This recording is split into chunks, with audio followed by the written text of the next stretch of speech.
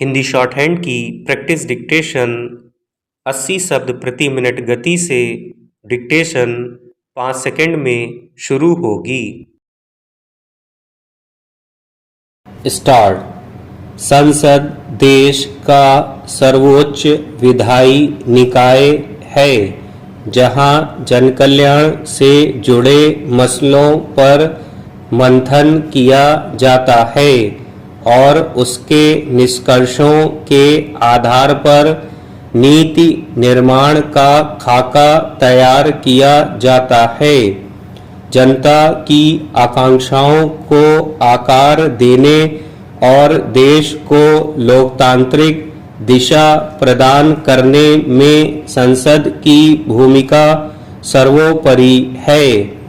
आमजन की यह उम्मीद होती है कि उनके चुने हुए प्रतिनिधि उनकी समस्याओं, चिंताओं एवं जरूरतों को संसद में रखेंगे और उन पर विचार विमर्श के बाद एक सक्षम कानून या योजना बनाई जाएगी। मगर जब संसद में व्यापक चर्चा के बिना ही किसी विधेयक को पारित कर कानून की शक्ल दे दी जाए तो उसकी समग्र व्यावहारिकता और सार्थकता पर सवाल उठना स्वाभाविक है। संसद के मानसून सत्र में अब तक ऐसी ही स्थिति देखने को मिली है। हाल ही में विद्यार्थियों के आंदोलन से निकले लोक परीक्षा अनुचित साधन निवारण संशोधन विधेयक 2026 को व्यापक चर्चा और सुझावों के बिना ही पारित कर दिया गया और सोमवार को 2 अन्य विधेयकों को भी इसी तरह से मंजूरी दे दी गई।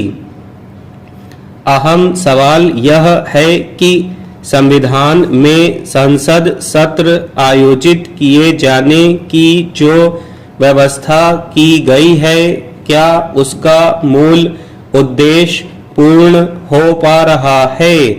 अगर किसी कानून या योजना को सक्षम एवं कारगर बनाने में विपक्ष की कोई भूमिका न हो तो संसद की प्रासंगिकता क्या रह जाएगी?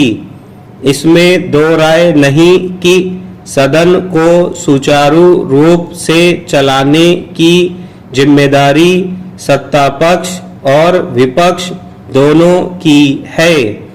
मगर जब विपक्ष कोई सवाल या समस्या उठाता है तो उसका निराकरण करना सत्तापक्ष का दायित्व होता है। लोकतांत्रिक व्यवस्था में सत्तापक्ष अपनी जवाबदेही से पल्ला नहीं झाड़ सकता। संसद के मानसून सत्र की अब तक की अवधि पर नजर डाले तो हंगामा और कार्यवाही का स्थगन इन्हीं दो बातों पर जोर दिया गया है। ऐसा लगता है कि स्थगन कार्यवाही का पर्याय बन गया है। विपक्ष नीट प्रश्न पत्र लीक के विरोध में प्रदर्शन कर रहे विद्यार्थियों पर पुलिस कार्रवाई तथा राम मंदिर चढ़ावा चोरी के मुद्दों को लगातार संसद में उठा रहा है और हंगामे के कारण दोनों सदनों की कार्यवाही बार-बार स्थगित हो जाती है। इस बीच महत्वपूर्ण विधेयक भी व्यापक चर्चा के बिना ही पारित हो जाते हैं। संसद में बने इस गतिरोध को दूर करने के बजाय आरोप प्रत्यारोप के जरिए एक दूसरे को जिम्मेदार ठहराया जा रहा है।